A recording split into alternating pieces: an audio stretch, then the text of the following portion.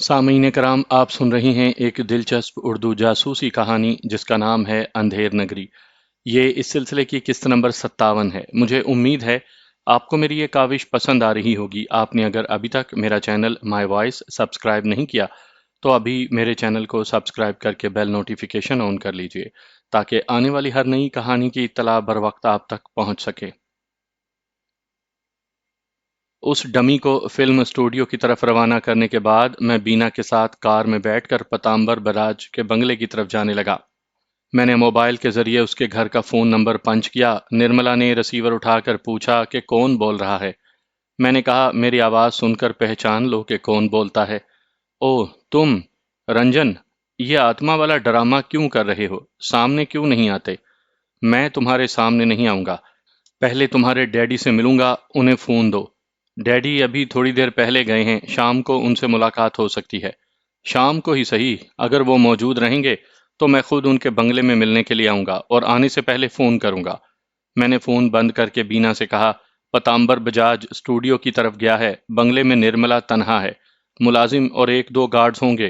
ہم نے بنگلے کے قریب پہنچ کر اپنے اپنے ریوالور میں سائلنسر لگایا، پھر بینا کار ڈرائیو کرتے ہوئے بنگلے کے گیٹ پر پہنچی۔ میں نے وہاں کھڑے ہوئے گارڈ کو گولی ماری، کار سے اتر کر گیٹ کو کھولا، پھر آگے بیٹھ گیا۔ کار پورچ میں پہنچی، وہاں ایک مسلح گارڈ تھا۔ پوچھنا چاہتا تھا کہ ہم کون ہیں، لیکن پوچھنے سے پہلے ہی ریوالور کی ایک گولی نے اسے ختم کر دیا۔ ہم دونوں تیزی سے چلتے ہوئے بنگلے کے اندر آئے۔ ڈرائنگ روم میں نرملا اپنے ملازم سے کچھ کہہ رہی تھی، ہمیں دیکھ کر چونک گئی۔ میں نے کہا منہ سے آواز نکالو گی تو ماری جاؤ گی۔ میں نے ملازم کے منہ پر گھونسا مارا، وہ چکرا کر گر پڑا، پھر فرش سے نہ اٹھ سکا۔ پھر میں نے نرملا کے دونوں بازوؤں کو پیچھے سے جکڑ لیا۔ بینا نے سرنج نکال کر اس میں سوئی لگائی، ایک ننھی شیشی سے سرنج میں دوا لی، پھر اسے نرملا کے بازو میں انجیکٹ کر دیا۔ وہ دوسرے ہی لمحے بے ہوش ہو گئی۔ میں نے اسے کاندھے پر لاد لیا، ہم تیزی سے چلتے ہوئے باہر آئے۔ میں پچھلی سیٹ پر نرملا کو لٹا کر اس کے پاس بیٹھ گیا۔ بینا کار سٹارٹ کر کے ڈرائیو کرتے ہوئے گیٹ کے باہر آئی، پھر ہم اپنے بنگلے کی طرف جانے لگے۔ دوسری طرف پتامبر بجاج فلم اسٹوڈیو پہنچا تو نیلی ساڑی اور نیلے بیگ والی کو پہچان کر اس کے پاس آیا۔ ہیلو شلپا، سوری میں شلپا نہیں ہوں، لیکن تمہاری مطلوبہ چیزیں لائی ہوں۔ میری کار میں چل کر بیٹھو، آرام سے گفتگو ہوگی۔ وہ کار کی طرف چلتے ہوئے بولا، شلپا واقعی چالاک ہے، بہت محتاط رہ کر کام کرتی ہے۔ وہ ایک کار میں بیٹھ گئے۔ ڈمی نے بیگ سے ایک ایک دستاویز نکال کر دی۔ وہ انہیں پڑھ کر مطمئن ہوتا گیا، پھر کار کے ریکارڈر میں آڈیو کیسٹ لگا کر اسے سنایا اور ویڈیو کیسٹ دیتے ہوئے کہا، اسے راہ کے ڈی جی کے پاس جا کر دیکھ سکتے ہو۔ ڈی جی اصل دستاویزات آڈیو اور ویڈیو مانگے گا۔ اس کے سامنے دو شرائط پیش کرو۔ اس سے کہو کہ آج ہی رات کو پاکستان میں دردانہ بیگم کے 4 سیاستدانوں کو پارٹی چھوڑ کر اپوزیشن پارٹی میں جانے پر مجبور کر دو۔ ان سے کہو اپنی تحریر دے کر روپوش ہو جائیں اور یہ ظاہر کریں کہ انہوں نے خفیہ طور سے ملک چھوڑ دیا ہے، لیکن ان میں سے کسی بھی سیاستدان کو ختم نہ کیا جائے، انہیں زندہ رکھنا ہوگا۔ یہ کام ڈی جی وہاں دہشت گردوں سے کروا سکتا ہے یا انہیں کروڑوں روپے دے کر دردانہ کی پارٹی سے الگ کر سکتا ہے۔ پتامبر بجاج نے پوچھا، پاکستانی سیاستدانوں سے شلپا کو کیا دلچسپی ہے؟ تم کوئی سوال نہیں کرو گے۔ دوسری شرط یہ منواؤ کہ پہلے وہ تمہیں مکھیہ منتری بنائے، پھر تم اصل راز اس کے حوالے کرو گے۔ راہ والے مجھے مکھیہ منتری بنا کر وہ راز حاصل کر کے گولی مار دیں گے، تو اپنے طور پر کوئی اور شرط منوا لو۔ ایک بات کہہ دوں کہ شلپا ایک نوجوان کے عشق میں گرفتار ہو چکی ہے۔ وہ انڈر گراؤنڈ مافیا چھوڑ کر کہیں روپوشی کی زندگی گزارے گی، لہٰذا تم گاڈ فادر بن سکو گے۔ پتامبر بجاج تھوڑی دیر تک سوچتا رہا، پھر اس نے موبائل فون کے ذریعے ڈی جی سے رابطہ کیا اور اسے یہ تمام باتیں بتائیں کہ اس بنگلے کے احاطے سے ملنے والی لاش شلپا ہی کی تھی۔ اب وہ تمام اہم راز اس کے پاس ہیں، ثبوت کے طور پر ان رازوں کی نقل پیش کر سکتا ہے۔ اصل تمام راز اس وقت پیش کرے گا جب اس کی شرائط پر عمل ہوگا۔ اس نے شرائط بتائیں؟ ڈی جی نے کہا، دردانہ کے 10 سیاستدان میری مٹھی میں ہیں، مجھ سے کئی طرح کے سیاسی اور مالی فائدے اٹھاتے ہیں، یہ کام آج ہی رات کو ہو جائے گا۔ تم پہلے دستاویزات کی نقل لے کر آؤ۔ پتامبر بجاج نے کہا، میں اتنا احمق نہیں ہوں کہ اصل راز اپنے پاس کسی جگہ چھپا کر تمہارے پاس نقل لاؤں۔ شلپا کی طرح میں بھی مارا جاؤں گا۔ میں انڈر گراؤنڈ مافیا کا گاڈ فادر بننے کے بعد وہ اصل راز تمہارے حوالے کروں گا۔ ابھی میرا ایک ماتحت ان کی نقل لے کر تمہارے پاس آ رہا ہے۔ آج سے آپ کے تمام جاسوس مجھے اور میری بیٹی نرملا کو ڈھونڈتے پھریں گے، مگر ہم کسی کو نظر نہیں آئیں گے۔ میرے اور تمہارے درمیان صرف فون کے ذریعے معاملات طے ہوتے رہیں گے۔ اس نے فون بند کیا، پھر اس ڈمی عورت سے کہا، شلپا کو بتا دینا میں نے ڈی جی سے کیا باتیں کی ہیں، اپنی دوستی اور وفاداری کا ثبوت دے رہا ہوں۔ وہ بولی، آپ اطمینان رکھیں، اس نے طے کیا ہے اپنے عاشق جوان کے ساتھ بھارت چھوڑ کر چلی جائے گی اور میرے ذریعے اصل راز کی تمام دستاویزات وغیرہ تمہارے حوالے کر دے گی۔ اس نے مجھے یہ بات کیوں نہیں بتائی؟ ابھی وہ اپنے عشق کا معاملہ راز میں رکھے ہوئے ہے، لندن میں اپنے ڈیڈی کی سلامتی کے انتظامات کرے گی، پھر تمہیں اور بہت کچھ بتائے گی۔ اس نے 4 موبائل فون نمبر نوٹ کر کے دیتے ہوئے کہا، شلپا سے کہنا اب میرے لیے بھی راہ والوں کی طرف سے خطرہ رہا کرے گا، میں اپنی بیٹی کو لے کر اپنے ایک خفیہ بنگلے میں چلا جاؤں گا۔ وہ کار سے باہر آیا، دور اس کی اپنی گاڑی کھڑی ہوئی تھی، اس گاڑی میں اس کے 2 مسلح ماتحت بیٹھے ہوئے تھے۔ اس نے ایک ماتحت کو وہ تمام دستاویزات دے کر کہا، راہ کے ڈی جی کے پاس جاؤ، وہ ان چیزوں کا انتظار کر رہا ہے۔ اس سے کہنا کہ میں موبائل فون پر اس کے فون کا منتظر ہوں۔ وہ ماتحت تمام چیزیں لے کر ایک ٹیکسی میں چلا گیا۔ دوسرے ماتحت نے پوچھا، باس، اگر اجازت ہو تو میں شلپا کی گاڑی کا تعاقب کروں، شاید اس کی خفیہ رہائش گاہ کا پتہ چل جائے۔ وہ شلپا نہیں ہے، تم لوگ نہیں جانتے وہ کتنی مکار ہے، اس کا پیچھا کرو گے تو وہ سمجھ لے گی کہ میری نیت میں کھوٹ ہے، گاڑی چلاؤ۔ وہ ڈرائیو کرنے لگا، موبائل فون کا بزر سنائی دیا، اس نے اسے آن کر کے ہیلو کہا۔ دوسری طرف سے ملازم رامو کی آواز سنائی دی، مالک گجب ہو گوا، اور رنجن ایک عورتیا کے ساتھ آوت رہا، ہم کا بے ہوش کر دیا، گھر ماں چھوٹی مالکن نہ ہی ہے، کوئی بھوتنی کا بچہ مالکن کو لے گوا ہے۔ وہ غصے سے بولا، ہمارے گن مین کہاں ہے؟ جواب میں ایک بھاری بھرکم آواز سنائی دی، بجاج صاحب، میں اپنے علاقے کا تھانہ انچارج بول رہا ہوں، باہر ایک گارڈ گیٹ اپ اور دوسرا آپ کے بنگلے کے دروازے پر مردہ پڑے ہیں۔ اس علاقے سے کسی نے تھانے میں اطلاع دی کہ آپ کے بنگلے میں واردات ہوئی ہے، 2 گارڈز کا مرڈر ہوا ہے، میں فوراً سپاہیوں کے ساتھ پہنچ گیا ہوں۔ کیا آپ نے میری بیٹی کو پورے بنگلے میں تلاش کیا ہے؟ جی ہاں، آپ کے ملازم کا بیان ہے کہ آپ کا ہونے والا داماد رنجن ورما کسی عورت کے ساتھ آیا تھا۔ میں یہ کہہ سکتا ہوں کہ انہوں نے آپ کی بیٹی کو اغوا کیا ہے، مگر عجیب سی بات ہے، ہونے والا داماد اغوا کیوں کرے گا؟ وہ بولا، آپ اپنے طور پر انکوائری کریں، مجھے آنے میں دیر ہوگی، میں رنجن ورما کو تلاش کرنے جا رہا ہوں۔ وہ فون بند کر کے ماتحت سے بولا، اپنے دوسرے بنگلے میں چلو، وہ ذلیل کمینہ ایسے وقت دشمنی کر رہا ہے جبکہ میں شلپا کا اعتماد حاصل کر رہا ہوں۔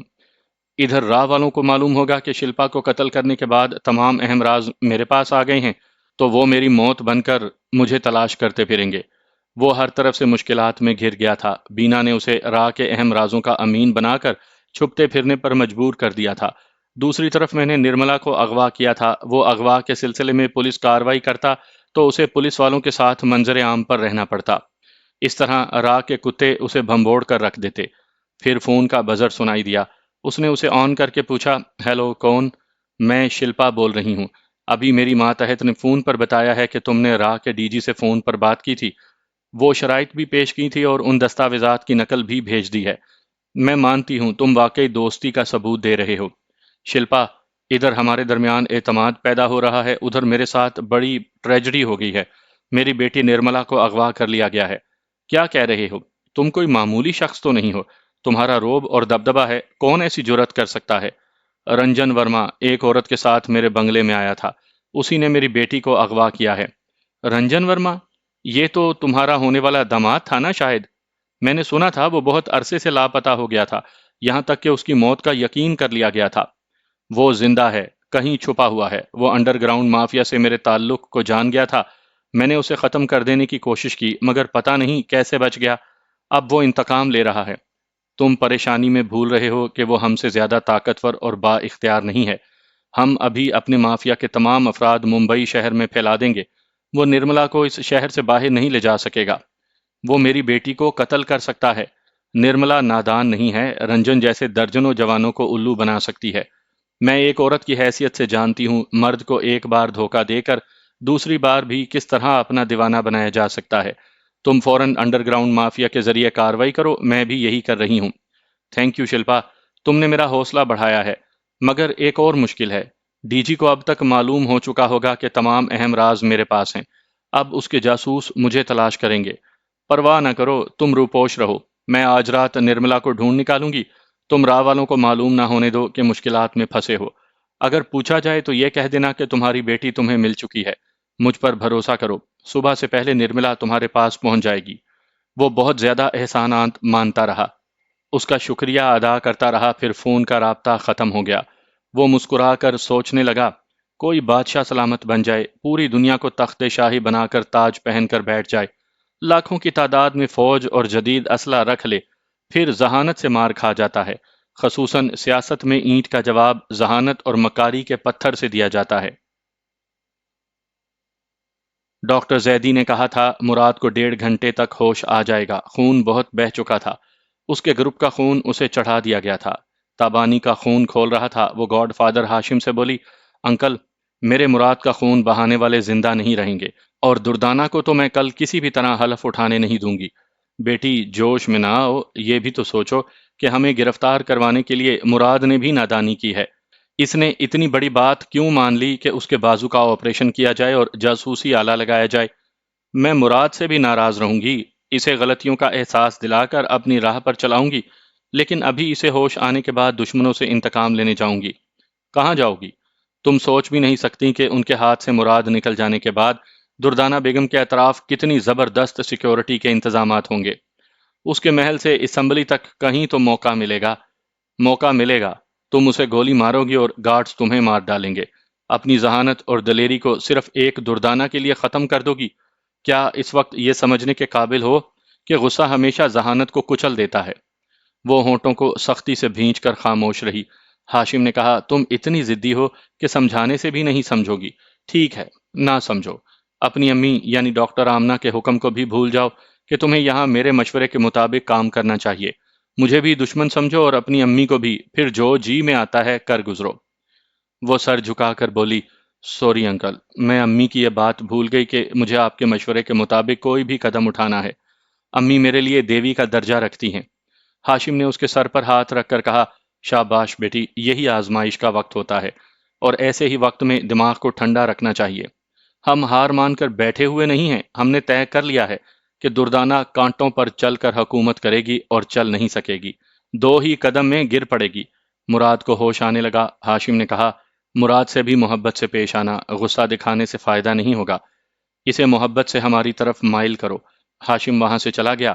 وہ رفتہ رفتہ ہوش میں آ گیا۔ اس نے بستر کے سرے پر تابانی کو دیکھ کر کہا، تم نے ابھی تک میرا پیچھا نہیں چھوڑا؟ تابانی کہاں ہے؟ تم نے جیل کے سامنے مجھے گلے لگا کر بھی نہیں سمجھا کہ میں تمہاری تابانی ہوں؟ کیا چہرہ بدلنے سے محبت کے وہ جذبات اور احساسات بدل جاتے ہیں جن کے ذریعے مرد اپنی عورت کو چھو کر پہچان لیتا ہے؟ میں نے تمہیں پہچان لیا تھا، کئی بار کہا تھا کہ تم تابانی ہو، مگر تم باتیں بنا کر اور ایک اجنبی عورت کی ایکٹنگ کرتے ہوئے مجھے جھٹلاتی رہیں۔ اب اعتراف کر رہی ہو، اس لیے کہ تمہارے بازو سے جاسوسی آلہ نکال دیا گیا ہے۔ اس نے چونک کر سر اٹھا کر اپنے بازو کو دیکھا، زخم سے ٹیسیں اٹھنے لگیں۔ وہ کراہنے لگا۔ تابانی نے کہا، آرام سے لیٹے رہو، 24 گھنٹے کے اندر 2 بار تمہارا آپریشن ہو چکا ہے، ایک بار جیل میں، دوسری بار یہاں۔ تمہارا اتنا خون بہہ چکا ہے کہ میری آنکھوں میں خون اتر آیا ہے۔ میں انکل ہاشم کے سمجھانے سے برداشت کر رہی ہوں، ورنہ جاسوسی آلہ چھپانے والوں کے جسموں سے میں تمام خون نچوڑ کر رکھ دیتی۔ غصہ نہ کرو، انہوں نے میری مرضی سے ایسا کیا تھا۔ ایسی بات کہتے شرم نہیں آتی؟ اس آلے کے ذریعے ہم سب کو گرفتار کروانا چاہتے تھے۔ میں صرف تمہیں انکل اکرام شاہ کے پاس لے جانا چاہتا تھا۔ بچوں جیسی باتیں نہ کرو۔ پنڈی سے یہاں تک ہمارے درمیان انکل ہاشم کے سلسلے میں بھی بہت سی باتیں ہوئیں، اور دشمن ایسی معلومات سے فائدہ اٹھاتے ہیں۔ میں جس خفیہ اڈے میں تمہیں لائی ہوں وہ یہاں بھی پہنچ جاتے۔ میں دردانہ کے خلاف باتیں کرتی رہتی، وہ لوگ سنتے رہتے، میری پلاننگ بھی معلوم کر لیتے۔ مراد نے کہا، میں کسی انکل ہاشم کو نہیں جانتا، صرف تمہیں اپنے ساتھ لے جانا چاہتا ہوں۔ تم نہیں جانتی کہ ہم وہاں کتنے محفوظ رہیں گے۔ اگر دردانہ بیگم حکومت بنانے والی نہ ہوتی تو اکرام شاہ تمہیں پھانسی سے بچا لیتا؟ جو حکمران آتے جاتے رہتے ہیں ان کا عارضی سہارا کیوں لیتے ہو؟ کیا وہ گاڈ فادر ہاشم تمہیں زندگی بھر مصیبتوں سے بچاتا رہے گا؟ زندگی بھر بھگوان بھی نہیں بچاتا، وہ ہمیں آزمائشوں میں مبتلا کرتا رہتا ہے۔ ہمیں اپنی ذہانت اور حوصلوں پر اعتماد کرنا چاہیے۔ ویسے انکل ہاشم یہاں کے حکمرانوں سے زیادہ پائیدار ہیں، خفیہ ہاتھ انہیں کئی بار نقصان پہنچاتا رہا، ان کی مافیا کو 2 بار کچل ڈالا، مگر وہ پھر طاقت حاصل کر کے مقابلے پر ڈٹے ہوئے ہیں۔ وہ بولا، دردانہ بیگم ہو، کوئی اور حکمران ہو یا کوئی گاڈ فادر ہو، ہم تو ان کے مہرے بننے کے لیے پیدا ہوئے ہیں۔ ایک دن ہمیں مرنا ہے، اور جب تک کوئی ہمیں گولی نہیں مارتا اس دن تک ہمیں دہشت گردی کے لیے کسی کا بھی آلائے کار بن کر رہنا ہے۔ کیا دنیا میں سب دہشت گرد پیدا ہو رہے ہیں؟ اگر نہیں تو اب تم بھی دہشت گرد نہیں رہو گے۔ میں نے ڈاکٹر امی سے زندگی دینا اور زندگی کی حفاظت کرنا سیکھا ہے۔ اب میں مارتی نہیں، مسیحا بن جاتی ہوں۔ تم بھی یہی کرو گے۔ ہمارا ہونے والا بچہ فخر سے کہہ سکے گا کہ اس کے ماں باپ گمراہی سے نکل کر آخری سانس تک مسیحائی کرتے رہے۔ وہ اس کی باتیں سن رہا تھا اور حیرانی سے اسے دیکھ رہا تھا۔ تم تو بالکل بدل گئی ہو۔ جب میں ہسپتال میں تھا تو ڈاکٹر آمنہ، امی کہو۔ اس نے ذرا دیر چپ رہ کر اسے دیکھا، پھر کہا، امی میرا علاج کرتی تھیں اور سمجھاتی تھی کہ مجھے اپنے ہونے والے بچے کے لیے ایک قابل فخر باپ بننا چاہیے۔ پتہ نہیں ان کی باتوں اور ان کی شخصیت میں کیا جادو ہے۔ میں قائل ہو گیا تھا، لیکن جیل میں میرے ساتھ ایسا سلوک کیا گیا کہ میں نے قسم کھا لی، اگر زندگی رہی تو جلاد بن کر زندگی گزاروں گا۔ ایسے وقت تمہارا اکرام شاہ تمہارے لیے کچھ نہ کر سکا۔ کام تو ایسے وقت آنا چاہیے کہ انسان پاگل ہو کر شیطان نہ بنے۔ ڈاکٹر زیدی نے آ کر مراد سے کہا، ہیلو ینگ مین، کیسے ہو؟ کیا تکلیف محسوس کر رہے ہو؟ حرکت کرنے سے تکلیف ہوتی ہے۔ فی الحال حرکت نہ کرو، آرام سے سونے کی کوشش کرو۔ دو ایک روز میں چلنے پھرنے اور دوڑنے لگو گے۔ ایک نرس ٹرے میں دوائیں اور انجیکشن لے کر آئی تھی۔ اس نے انجیکشن لگایا، کھانے کے لیے کیپسول دیے، پھر چلی گئی۔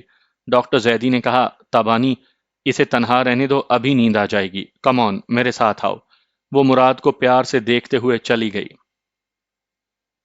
دوسرے دن حلف برداری کی تقریب تھی۔ ٹی وی کے ذریعے پورے ملک میں نئے حکمران کے حلف اٹھانے کا منظر دکھانے کا خصوصی انتظام کیا گیا تھا۔ صبح 6 بجے چیف جسٹس، فوج کے چیف آف دا سٹاف اور نیک بخت کو باری باری فون موصول ہوا۔ فون کرنے والا ہاشم تھا۔ اس نے کہا، جناب علی، دردانہ بیگم نے اسمبلی میں اپنی پارٹی کی اکثریت ثابت کرنے کے لیے قانون کو، عدالت عالیہ کو اور فوج کو دھوکہ دیا ہے۔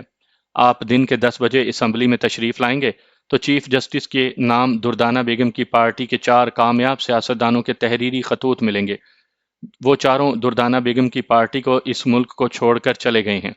بیگم صاحبہ نے 3 ووٹوں سے اسمبلی میں برتری حاصل کی تھی۔ اب وہ برتری حاصل نہیں رہی، لہٰذا وہ حکومت بنانے کی مجاز نہیں رہی۔ ہاشم سے پوچھا گیا، تم کون ہو اور تمہیں یہ سب کچھ کیسے معلوم ہوا؟ میرا نام عوام ہے۔ آج 10 بجے ایک عام سا آدمی ان 4 سیاستدانوں کے خطوط اسمبلی کے دروازے پر لائے گا۔ آپ سب اس ملک کے اکابرین ہیں، لہٰذا حکم صادر کریں کہ ایک عام آدمی کو اسمبلی میں آنے سے کوئی نہ روکے۔ عوام کا نام لے کر خود کو نہ چھپاؤ، سچ کو ساری دنیا سچ کہے گی اور تمہیں عزت دی جائے گی۔ خود آؤ تو بہتر ہوگا۔ مجھے عزت آپ سے نہیں، اللہ تعالیٰ سے مل رہی ہے۔ آپ میری صورت نہ دیکھیں، صرف سچائی کو دیکھیں اور اس کے مطابق عمل کریں۔ اس نے خدا حافظ کہہ کر فون بند کر دیا۔ صبح 6 بجے سے پہلے میں نے امی کو لندن میں، پھر انکل ہاشم کو پاکستان میں فون کر کے بتایا تھا کہ خفیہ ہاتھ نے پاکستان میں اپنی کٹھ پتلی حکومت بنانے کے لیے کیپٹن امیر حمزہ اور راجہ نواز کو پتہ نہیں کس طرح راستے سے ہٹایا ہے، لیکن میں یہ ثابت کر رہا ہوں کہ پاکستان میں ایک امیر حمزہ اور ایک راجہ نواز نہیں تھے، اور بھی ہیں، لاکھوں ہیں، کروڑوں ہیں۔ یہ جاگتے جائیں گے تو خفیہ ہاتھ سے بہتر سیاسی حکمت عملی اس سے اپنے ملک اور اپنی قوم کو استحکام دیتے رہیں گے۔ میں نے بھارت میں رہ کر اپنی حکمت عملی سے اسمبلی میں دردانہ بیگم کی اکثریت ختم کر دی ہے۔ وہ قانون کے مطابق حکومت بنانے کے لیے حلف نہیں اٹھا سکے گی۔ دوسرے الفاظ میں یہ کہہ سکتے ہیں کہ میں نے خفیہ ہاتھ سے اپنے استاد محترم امیر حمزہ کا انتقام لیا ہے۔ میں نے انکل ہاشم سے کہہ دیا تھا کہ اسلام آباد میں را کا ایک شخص انکل ہاشم کے ایک معتمد خاص کو ان 4 سیاستدانوں کی اپنی لکھی ہوئی تحریریں لا کر دے گا۔ وہ چاروں تحریریں ایک عام شخص کے ذریعے اسمبلی میں پہنچائی جائیں۔ خفیہ ایجنسی والے اس عام شخص کا تعاقب کریں، اس کی اصلیت معلوم کریں کہ اس کے روابط کس سے ہیں، تو انہیں ہمیشہ یہی معلوم ہوتا رہے گا کہ اس عام شخص کا تعلق کسی سیاسی پارٹی یا کسی خفیہ ایجنسی سے نہیں ہے۔ انکل ہاشم نے تابانی سے کہا، تم غصے میں اپنی جان کا خطرہ مول لینے والی تھی، لیکن ہماری بات مان کر صبر کیا۔ صبر کا پھل اللہ تعالیٰ دے رہا ہے۔ تمہارے بھائی فرمان نے بہت بڑا کارنامہ انجام دیا ہے۔ پاکستان کی دشمن راہ کو آلائے کار بنا کر دردانہ بیگم کو سیاسی طور پر کمزور کر دیا ہے۔ راہ جیسے زہریلے سانپ کا زہر نکال کر اس زہر کو آب حیات بنا دیا ہے۔ دیدی یعنی تابانی کو جب بتایا گیا کہ میں نے کیسی چال چلی ہے تو وہ خوشی سے اچھل پڑی، کہنے لگی، جی چاہتا ہے ابھی بھارت جا کر اپنے بھائی کو کلیجے سے لگا کر چومتی رہوں۔ انکل ہاشم نے کہا، ابھی تمہیں محتاط رہنا ہے۔ اپنے مراد کو بھی یہ نہ بتاؤ کہ فرمان کے ذریعے یہاں کی ایسی بازی پلٹ گئی ہے۔ ابھی دشمنوں کو حیران اور پریشان ہونے دو۔ صبح 6 بجے کے بعد دردانہ بیگم کو یہ دھماکہ خیز خبر ملی کہ وہ ایک حکمران کی حیثیت سے حلف اٹھانے کا فرض انجام نہیں دے سکے گی۔ آج اسے اسمبلی پہنچ کر نیک بخت کو کامیاب سیاستدانوں کے مقابلے میں اپنی اکثریت ثابت کرنا ہوگی۔ اس سے پہلے جو اکثریت ثابت کی گئی تھی وہ فراڈ تھی اور قانون کی آنکھوں میں دھول جھونکنے کی کوشش کی گئی تھی۔ پہلے تو دردانہ بیگم کو یقین نہیں آیا کہ دردانہ بیگم کے 4 سیاستدان اچانک سیاسی منظر سے کہاں غائب ہو گئے ہیں۔ انہوں نے ایسے خطوط لکھے ہیں کہ خفیہ ہاتھ کی کٹھ پتلی حکومت اب نہیں بن سکے گی۔ انہوں نے خطوط لکھے ہیں یا جبرن کسی نے لکھوائے ہیں۔ وہ چاروں کہیں روپوش ہو گئے ہیں یا انہیں اغوا کیا گیا ہے۔ خفیہ ہاتھ کی تمام ایجنسیاں حرکت میں آ گئی تھیں اور یہ معلوم کرنے کی کوشش کر رہی تھی کہ جب حمزہ اور راجہ موجود نہیں ہیں تو ایسا کس نے کیا ہے۔ گاڈ فادر ہاشم کے بارے میں خیال تھا کہ وہ طرح طرح کی مجرمانہ چالیں چل سکتا ہے، لیکن سیاسی چال بازی میں خفیہ ہاتھ سے سبقت نہیں لے جا سکتا۔ نیک بخت سے بھی توقع نہیں تھی کہ سیاست کے میدان میں خفیہ ہاتھ کی کامیابی اور اٹل فیصلے کو للکارنے کی جرت کر سکے گا۔ پھر بھی اس نے رابطہ کر کے پوچھا، مسٹر نیک بخت، یہ کیا ہو رہا ہے؟ وہ بولا، میں دردانہ کی سیاسی توہین پر خوش تو ہوں، لیکن حیران بھی ہوں کہ ایسا کس نے کیا ہے۔ تم باتیں بنا رہے ہو۔ سیدھی سی سمجھ آنے والی بات ہے کہ صرف دردانہ ہی تمہاری سب سے بڑی حریف تھی۔ تم نے اسے ناکام بنانے کے لیے مجرموں کا سہارا لیا ہے، اس کے 4 سیاستدانوں کو اغوا کروایا ہے۔ نیک بخت نے کہا، میں پہلے بھی آپ کے فیصلوں کو تسلیم کرتا آیا ہوں۔ آپ نے مجھے یا دردانہ میں سے جس کو حکومت بنانے کی اجازت دی، اسے ہم نے سر جھکا کر تسلیم کر لیا۔ کیا مجھ میں اتنی جرت ہے کہ میں آپ کے فیصلے کو للکار سکوں؟ 10 بجے تمام سیاسی پارٹی کے جیتنے والے اور ہارنے والے موجود تھے۔ چیف جسٹس اور فوج کے چند اعلیٰ افسران بھی تھے۔ ایک شخص شلوار قمیض پہنے وہاں آیا۔ اس نے ایک بڑا سا لفافہ فوج کے ایک اعلیٰ افسر کو دیا۔ اعلیٰ افسر نے اس عام شخص سے پوچھا، تم کون ہو اور یہ لفافہ کہاں سے لائے ہو؟ اس نے جواب دیا، مجھے 1 گھنٹہ پہلے فون پر کسی نے کہا تھا کہ ایک پاکستانی کی حیثیت سے اپنے ملک اور قوم کی بہتری چاہتے ہو تو اسمبلی کی عمارت سے 200 گز دور سڑک کے کنارے قومی لباس میں جنا کیپ پہنے کھڑے رہو۔ ایک شخص تمہیں ایک لفافہ لا کر دے گا، تم اس لفافے کو اسمبلی میں لے جا کر کسی فوجی افسر کو دے دو اور واپس آ جاؤ۔ اس سے سوال کیا گیا، تم نے لفافہ دینے والے شخص سے یہ نہیں پوچھا کہ اسے یہ لفافہ کس نے دیا ہے؟ میں نے پوچھا تھا۔ اس نے جواب دیا کہ اسے بھی فون پر کہا گیا کہ اسمبلی کی عمارت سے 400 گز دور کھڑے رہو۔ سچے پاکستانی ہو تو ایک لفافہ لے کر اسمبلی کی عمارت سے 200 گز دور کھڑے ہوئے اس شخص کو دو جو قومی لباس اور جنا کیپ پہنے ہوگا۔ مجھے لفافہ دینے والا بھی قومی لباس اور جنا کیپ میں تھا اور اسے بھی کسی تیسرے شخص نے وہ لفافہ لا کر دیا تھا۔ اب اگر اس تیسرے شخص سے بھی پوچھا جاتا تو وہ بھی وہی جواب دیتا کہ اسے کسی چوتھے شخص نے وہ لفافہ دیا ہے۔ یہ سراغ نہیں لگایا جا سکتا تھا کہ وہ لفافہ دینے والا اصل شخص کون ہے۔ اس لفافے کو چاک کیا گیا۔ پورے اسمبلی ہال میں خاموشی چھا گئی۔ پہلے اس میں سے ایک خط نکالا گیا۔ ایک شخص نے مائک کے سامنے کھڑے ہو کر اسے پڑھا، محترم جناب اعلیٰ چیف جسٹس اور باوقار حوصلہ مند آرمی افسران، یہ نہایت افسوس کا مقام ہے کہ ہمارے ملک میں محب وطن سیاستدانوں کا فقدان ہے، اور جو محبان وطن ہیں انہیں ملک کی باغ ڈور سنبھالنے کا کبھی کوئی موقع نہیں دیا۔ جب بھی کوئی نئی حکومت بنتی ہے وہ قوم کو مایوس اور ملک کو کمزور اور بڑے ممالک کا محتاج بناتی جاتی ہے۔ عوامی احتجاج کے باوجود بڑے پراسرار طریقوں سے انتخابات میں دھاندلی کر کے کرپٹ سیاستدانوں کو ان پر مسلط کر دیا جاتا ہے۔ پاکستان کے قیام کو 45 سال سے زیادہ کا عرصہ گزر چکا ہے اور کرپٹ سیاستدان اب پوری قوم کی بھی 3 وقت کی روٹیاں حاصل کرنے کے لیے کرپٹ بناتے جا رہے ہیں۔ حالات بتاتے ہیں کہ 21ویں صدی میں ہمارا یہ ملک دہشت گردوں، تخریب کاروں اور خطرناک مجرموں کا مسکن بن جائے گا، اور یہ کہتے ہوئے شرم آئے گی کہ یہ ملک خدا داد ہے۔ آئندہ کرپٹ سیاستدانوں کو عوام پر مسلط ہونے سے روکنے کا یہی ایک طریقہ رہ گیا ہے کہ وہ انتخابات میں دھاندلی کرنے کے باوجود اسمبلی میں اپنی اکثریت ثابت نہ کر سکیں گے۔ اسی سلسلے میں آج یہ پہلا قدم اٹھایا گیا ہے۔ دردانہ بیگم نے دھاندلی سے انتخابات جیت لیے، کروڑوں روپے خرچ کر کے اور کسی نہ کسی شعبے کی وزارت دینے کا وعدہ کر کے جیتنے والے سیاستدانوں کو خرید کر اسمبلی میں اپنی اکثریت ثابت کی۔ ان خریدے ہوئے 4 سیاستدانوں کے ضمیر جاگ گئے اور وہ سیاست سے علیحدہ رہنے کی تحریریں پیش کر کے اس ملک سے جا چکے ہیں۔ اس لفافے کے اندر دوسرے لفافے میں ان کی تحریریں موجود ہیں، مگر وہ خود نہیں ہیں۔ تاکہ ان پر کسی طرح کا سیاسی دباؤ نہ ڈالا جا سکے۔ فقط راقم الحروف عوام۔ نیک بخت اور اس کی پارٹی کے سیاستدان بہت خوش نظر آ رہے تھے، اور دردانہ بیگم اپنے سیاستدانوں کے ساتھ گم سم بیٹھی ہوئی تھی۔ اس دوسرے لفافے کو چوک کر کے ایک سیاستدان کا خط نکالا گیا۔ ایک شخص نے مائک کے سامنے آ کر اسے پڑھا۔ اس میں لکھا تھا: دردانہ بیگم، یہ خط میں آپ کو لکھ رہا ہوں، لیکن میری یہ تحریر ہمارے وطن کے معزز اکابرین تک اسمبلی میں پہنچے گی۔ پہلے میں تمہیں محترمہ کہتا تھا، اب نہیں کہوں گا۔ تم ہو، نیک بخت ہو، یا ہر وہ سیاسی پارٹی کا لیڈر جو اپنی بے انتہا دولت سے اسمبلی میں سیاستدانوں کو خریدتا ہے، اگر اس کے پاس دولت نہ ہوتی اور خوبصورت بیٹیاں اور بہنیں ہوتیں تو وہ بہنوں اور بیٹیوں کو پیش کر کے اسمبلی میں اپنی اکثریت ثابت کرتا۔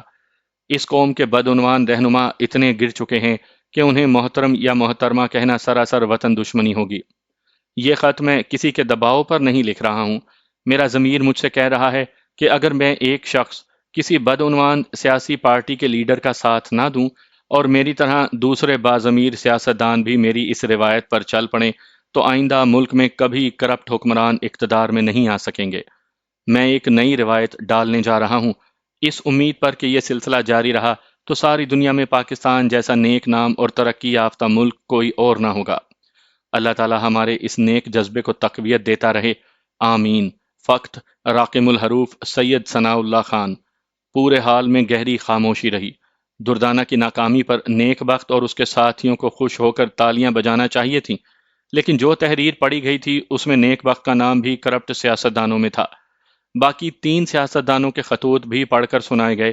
ان سیاستدانوں نے ایک دوسرے سے مختلف الفاظ میں جو لکھا تھا، ان سب کا متن یہی تھا کہ وہ محبان وطن سیاستدانوں کو حکمران بنانے کے لیے سیاست اور ملک چھوڑ کر جا رہے ہیں، اور یہ چاہتے ہیں کہ دوسرے سیاستدانوں کو بھی ذاتی مفاد کے لیے اور ملک کی دولت لوٹنے کے لیے گھوڑے اور گدھے کی طرح خود کو فروخت نہیں کرنا چاہیے۔ وہ سب ایک بار ضمیر کی بیداری سے خود کو سچے مسلمان اور سچے پاکستانی ثابت کریں۔ ایک بار یہاں مثبت اور فعال حکومت بنے گی تو پھر کسی لٹیرے کی سیاست میں آنے کی گنجائش نہیں رہے گی۔ اس روز اسمبلی میں جو کچھ ہو رہا تھا، اس سلسلے میں پہلے ہی فیصلہ کر لیا گیا تھا کہ ملکی اور غیر ملکی اخبارات کے مالکان، مدیران اور صحافیوں کو اسمبلی کے اندر آنے کی اجازت نہیں دی جائے گی۔ یہ اندیشہ ظاہر کیا گیا تھا کہ 4 سیاستدانوں کے روپوش ہونے کی بات کو مختلف اخبارات اپنے نقطۂ نظر سے شائع کریں گے اور مخالفانہ انداز میں بھی پاکستان کو بدنام کریں گے۔ تمام انفارمیشن میڈیا سے کہا گیا تھا کہ اسمبلی کی آج کی کارروائی پاکستان کی سابق منسٹری آف انفارمیشن کی طرف سے جاری کی جائے گی۔ تمام اخبارات والے سراپائے احتجاج بن گئے تھے۔ شام کے اخبارات اور زمیمے میں طرح طرح کی قیاس آرائیاں کی گئی تھیں۔ یہ حقیقت ایک کھلی کتاب کی طرح تھی کہ دردانہ بیگم کے 4 کامیاب سیاستدانوں نے وہ پارٹی چھوڑ دی ہے۔ دردانہ بیگم کی اکثریت اسمبلی میں قائم نہ رہ سکی، اس لیے حلف برداری کی تقریب ملتوی ہو گئی۔ دردانہ بیگم نے احتجاج کیا۔ وہ اسمبلی میں اپنی پارٹی کی اکثریت ثابت کر چکی تھی، لہٰذا حلف برداری کی تقریب کو ملتوی نہیں کرنا چاہیے۔ اسے حکومت بنانے کی قانونی اجازت ملنی چاہیے۔ جن 4 سیاستدانوں نے اپنے اپنے حلقے سے سیاست چھوڑی ہے، وہاں بعد میں دوبارہ انتخابات کروائے جائیں گے۔ نیک بخت نے کہا، ان 4 سیاستدانوں نے دردانہ بیگم کو کرپٹ سیاستدان کہہ کر پارٹی چھوڑی ہے، لہٰذا ان کا تعلق دردانہ بیگم کی پارٹی سے ہو ہی نہیں سکتا۔ کسی اخبار نے لکھا، پاکستان ایک غریب ملک ہے، دوبارہ انتخابات کروانے کا متحمل نہیں ہو سکتا۔ دردانہ بیگم کے حمایتی اخبارات نے لکھا، وہ 4 سیاستدان روپوش نہیں ہیں، نیک بخت نے انہیں قتل کروا دیا ہے۔ کسی ثبوت اور گواہ کے بغیر نیک بخت پر الزام عائد نہیں کیا جا سکتا تھا۔ کوئی کہہ رہا تھا کہ دردانہ بیگم اور نیک بخت مل کر مخلوط حکومت بنائیں گے۔ کوئی کہہ رہا تھا یہاں کے سیاستدان اور عوام ڈنڈے سے سیدھے رہتے ہیں، لہٰذا ملک کو فوج کے حوالے کیا جائے۔ کوئی ملک کسی حکومت یا حکمران کے بغیر نہیں رہتا۔ پاکستان جیسے ملک کا فیصلہ کرنے میں دیر نہیں لگتی۔ اوپر ہی اوپر سے فیصلہ ہو گیا کہ جب تک کوئی معقول حکومت قائم نہیں ہوتی، تب تک امریکہ سے ایک نگران وزیر اعظم امپورٹ کیا جا رہا ہے۔ اگر وہ کوئی امریکی یا یورپی نسل کا ہوتا تو زبردست احتجاج کیا جاتا، لیکن عوام کو طفل تسلیاں دینے میں کتنی دیر لگتی ہے۔ یہ آسانی سے سمجھا دیا گیا کہ امریکہ سے جو آ رہا ہے وہ مسلمان اور پاکستانی ہے۔ یہ الگ بات ہے کہ وہ پاک وطن کی مٹی سے پرہیز کرتا آیا تھا۔ عوام کو یہ سوچنا اور سمجھنا نہیں آتا، خصوصاً پاکستانی عوام کو مذہب کے نام پر آسانی سے ٹھنڈا کر دیا جاتا ہے۔ یہ سوچنے کی مہلت ہی نہیں دی جاتی کہ جب پاکستان کے مسلمان سیاستدان امریکہ سے اجازت نامہ لے کر حکمران بنتے ہیں تو امریکہ سے آنے والا مسلمان کس حد تک امریکی مفادات کو ترجیح دے گا؟